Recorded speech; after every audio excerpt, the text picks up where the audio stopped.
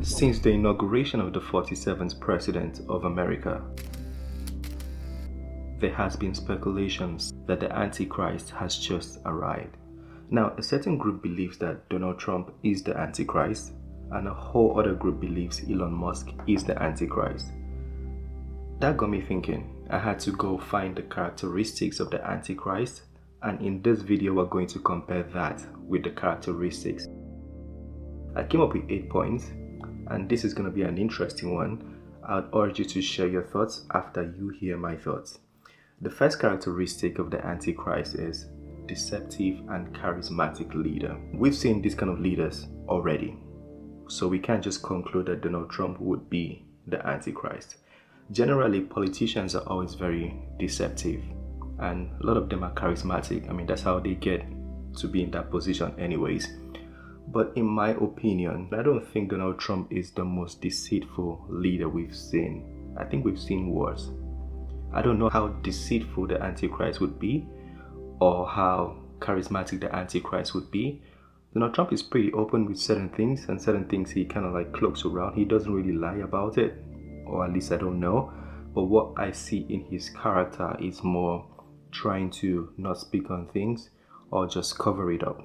It's a kind of lie.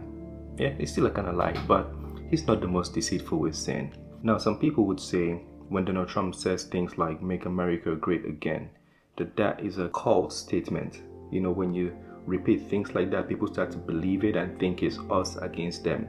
Us that wants America to be great against the people that don't want America to be great.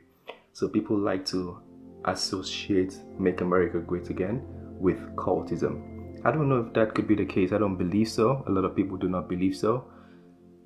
But let me know what you think. The Antichrist is going to oppose the laws of Christ and the laws of God.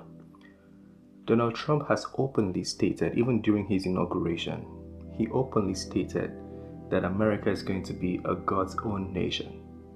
So, calling him the Antichrist might not be consistent with what he actually preaches. Or is he lying to us?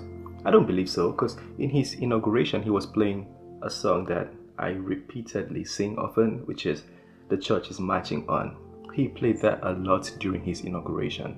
I in fact believe he might not be the best Christian out there or the strongest believer out there, but I do not think he opposes the laws of God, at least not yet, not according to what we've seen. Donald Trump is not trying to change, at least we've seen that, he's not trying to change religious laws. Rather, he's tried to make America conform to religious laws. And a lot of people have that problem with him. They're like, America is not just a Christian nation. Why are you trying to make it a Christian nation? I've personally heard people make that argument. So, from the second point, I do not believe Donald Trump is the Antichrist. Now, let's go to the third point. Let's see if Donald Trump is in fact the Antichrist according to the third point. He's going to seek and demand political and economic control. This one is an interesting one because all leaders or presidents of nations or people, even owners of big firms and organizations, seek political and economic control. So this might not be unique to Donald Trump, even though I've in fact seen it in his traits that he wants political and economic control, maybe for the betterment of America. I don't know. But I think he in fact seeks political control, especially with the imposition of tariffs. Now, tariffs are not a bad thing. I'm not saying they are a bad thing. I do believe, in fact, tariffs are not a bad thing. But tariffs would give him some kind of control, politically and economically. So certain things like that, you can say, maybe that traits aligns with the traits of the Antichrist. But also as a leader, you should want some kind of political and economic control. So that point is kind of like half and half. Anyways, let's go to the fourth point. Persecution of believers. I haven't seen Donald Trump do this just yet. I don't think he has in his first tenure, and he hasn't made any statement that seems like he might make this kind of decision going forward. As a matter of fact, I always feel like Donald Trump is more inclined with releasing and promoting the beliefs of Christians rather than persecuting Christians. From the fourth point, I'm very convinced that Donald Trump, is not the Antichrist. Now, the fifth characteristic of the Antichrist is false miracles and wonders. Donald Trump does not in fact perform miracles at all, or wonders. Or has he claimed to perform any miracle? This one is a very interesting one, because this one kind of involves some kind of spirituality where you raise the dead, or at least this is what I think a miracle is, something unusual, you know? If it's not unusual, then it's not a miracle. I don't think Donald Trump has claimed to do anything in relation to the fifth point. That being said, we'll move to the sixth point. Claims of divinity. Basically, the Antichrist is going to come up saying, I'm God, worship me, I'm big. He's going to declare himself over God. Donald Trump hasn't done that. He basically submits to God in his speeches, in his statements, at least not yet. We can all agree that it's still very early for us to ascertain or determine all these facts. But from his first tenure till now, he hasn't done that yet. He hasn't claimed to be over God. He hasn't claimed to have attained supreme divinity. So the sixth point also proves that Donald Trump is not the Antichrist. The seventh point says, brings temporary peace, then destruction will follow. I don't even know. Maybe it's too early to say he has brought peace. He said he would bring peace between Russia and Ukraine. We don't know. He said he would bring peace between Hamas and Israel. We haven't seen that yet. So this one is kind of very early, because it says the Antichrist would bring temporary peace, but then destruction will follow. So we haven't seen peace yet, at least not a temporary peace yet. So we don't know what destruction would follow. You get my point, right?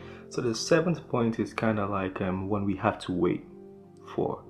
We'll come back with this video. We'll make a part 2 just to follow up. And then the eighth point is receives power from Satan.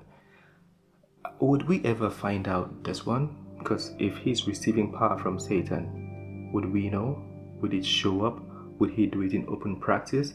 I personally believe the Antichrist would receive power from Satan, and he would do it openly. Donald Trump hasn't openly received power from Satan. I don't think I've ever heard any accusation or allegations of Donald Trump being a part of like the Illuminati or Freemasonry or Church of Satan or something like that. I've never seen Donald Trump being associated with that. So I do not believe Donald Trump is the Antichrist. That's basically the summary of this video.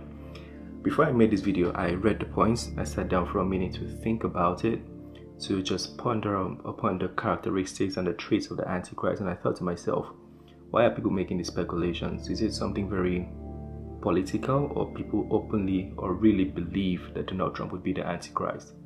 And I think the right answer might be that people are just trying to be political. I don't think that is right. Before you make claims like that or add and subtract from the Bible, you might want to be more careful, because there might be repercussions. Now, it's still very early for us to ascertain all of this. If going forward things start changing, or Donald Trump, I don't know why I keep saying Elon Musk, or Donald Trump starts acting iffy or changing a little bit, I'm going to make a follow-up video to determine if he has in fact changed to become the Antichrist. Because in the Bible, I think it outlines how the Antichrist is going to be liked at first. I mean, that's how he becomes the king, the ruler of the world, because he's going to be liked. He shows himself as the bringer of peace. You know, he brings peace amongst the nations, and people accept and appreciate him. And then he changes, and people start seeing the destruction he brings. You know, temporary peace, like we had stated before. I don't see that in Donald Trump just yet, but let's wait. If that happens later, we'll make a follow-up video. Anyways, thank you for watching. Share your thoughts and let us know what you think in the comment section, and we'll respond accordingly. Have a very wonderful day. Peace.